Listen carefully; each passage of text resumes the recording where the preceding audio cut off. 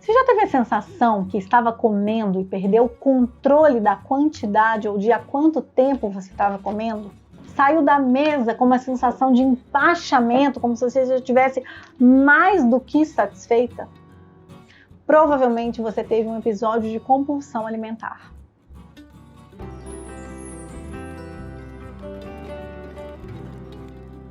Esse vídeo de hoje faz parte de uma série que a gente está gravando sobre transtornos alimentares e o vídeo de hoje é específico sobre transtorno de compulsão alimentar. Eu vou te explicar quais são as principais características, o porquê acontece e como geralmente é feito o tratamento. Se você gosta do nosso conteúdo, eu peço para que você clique aqui, gostando desse vídeo, se inscreva no nosso canal, porque isso nos motiva muito a continuar fazendo um conteúdo de qualidade para você. Eu sou Cristiane Schumann, sou psicóloga na Clínica Cazuli e a gente vai conversar um pouquinho sobre as principais características da compulsão alimentar. Na verdade, eu preciso te explicar o que é considerado uma compulsão alimentar. Para ser considerado uma compulsão alimentar, a pessoa tem que ter um comportamento de comer o dobro do que ela comeria no mesmo espaço de tempo, que geralmente é definido como 2 horas.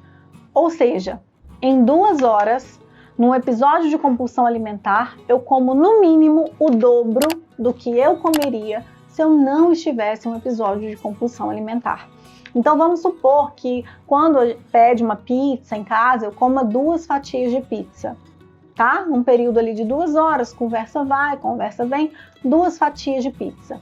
No caso de uma compulsão alimentar, eu tenho que comer no mesmo espaço de tempo pelo menos o dobro daquela quantidade, que nesse caso seriam 4 fatias de pizza. O interessante é que quem tem, o transtorno de compulsão alimentar geralmente não come só o dobro, Então come 4 fatias de pizza salgada, mais 2 fatias de pizza doce, mais alguns copos de refrigerante, de repente um pouquinho de sorvete ali depois como sobremesa para as pizzas, Então tem realmente esse comer bastante além do que a pessoa comeria se não estivesse num episódio de compulsão alimentar. E para a gente falar sobre o transtorno de compulsão alimentar, a pessoa tem que ter o episódio de compulsão alimentar pelo menos uma vez por semana por 3 meses seguidos. Ou seja, num período de 3 meses, é como se ela tivesse tido pelo menos 12 episódios de compulsão alimentar, pelo menos 1 por semana. E diferente do que acontece na bulimia, onde acontece algum comportamento compensatório, purgatório, de tentar colocar para fora aquele excesso que foi ingerido, aqui no transtorno de compulsão alimentar não existe nenhuma tentativa de expurgação. A pessoa não provoca vômitos, a pessoa não toma laxante, não toma diurético, não faz atividade física excessiva, ela realmente tem aquele episódio de comer compulsivamente e fica com a culpa, com o desconforto, com o remorso causado ali por essa falta de controle. Inclusive, a falta de controle é extremamente presente no discurso de quem tem a compulsão alimentar, Eles falam de começar a comer e não ter mais controle para parar, não conseguem mais parar o comportamento de comer. Esse é um discurso bastante presente em quem sofre com esse transtorno. São pessoas que geralmente têm um sobrepeso e muito frequentemente até obesidade e sentem um desconforto extremo com relação ao próprio corpo. Se sentem culpadas, sentem vergonha do próprio corpo, E não conseguem interromper esse ciclo de compulsão alimentar. Além disso, outras características marcantes da compulsão alimentar é o comer rápido, Então, comer mais rápido do que o normal, do que o costume, sentir um extremo desconforto causado pelo empachamento estomacal, O estômago está dilatado, então a pessoa tem náusea, tem vontade de vomitar, tem desânimo depois de comer, Porque ela está realmente com mal-estar pela quantidade excessiva que ela comeu. Uma outra característica é ela continuar comendo mesmo sabendo que não está mais com fome, Então, se você pergunta para essas pessoas durante o episódio alimentar se ela comeu porque ela estava com fome ou se ela está com fome, ela responde que não, mas mesmo assim ela continua comendo.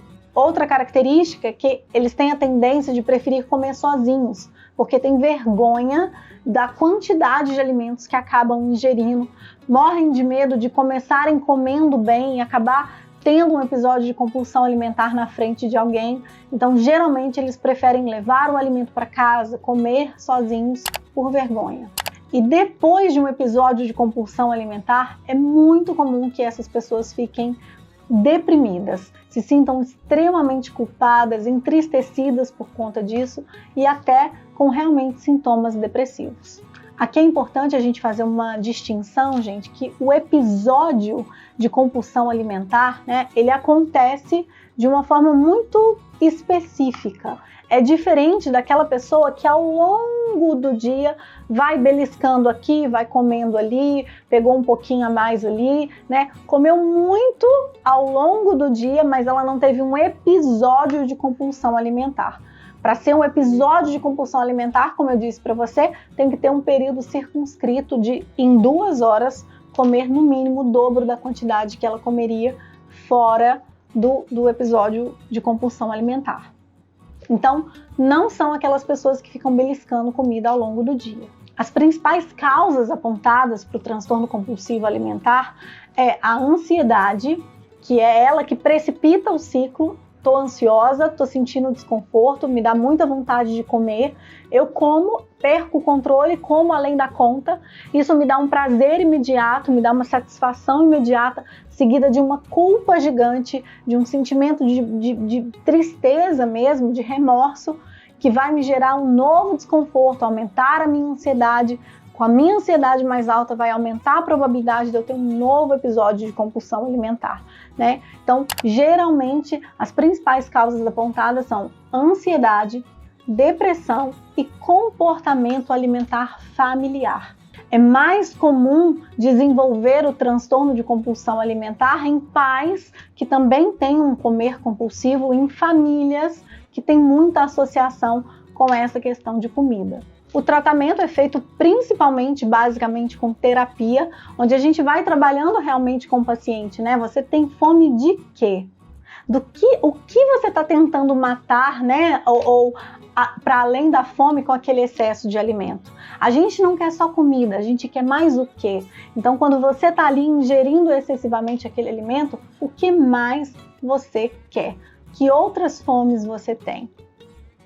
Além disso, alguns psicofármacos também podem ser associados para diminuir o apetite, diminuir a vontade de comer doces principalmente e para diminuir os sintomas de depressão e de ansiedade, que são os grandes precipitadores aí da compulsão alimentar. Qualquer dúvida que ainda tenha ficado, vai ser um prazer te responder. Então deixa aqui nos comentários suas dúvidas, suas sugestões, o que mais você quer que a gente grave de conteúdo para você. Joia?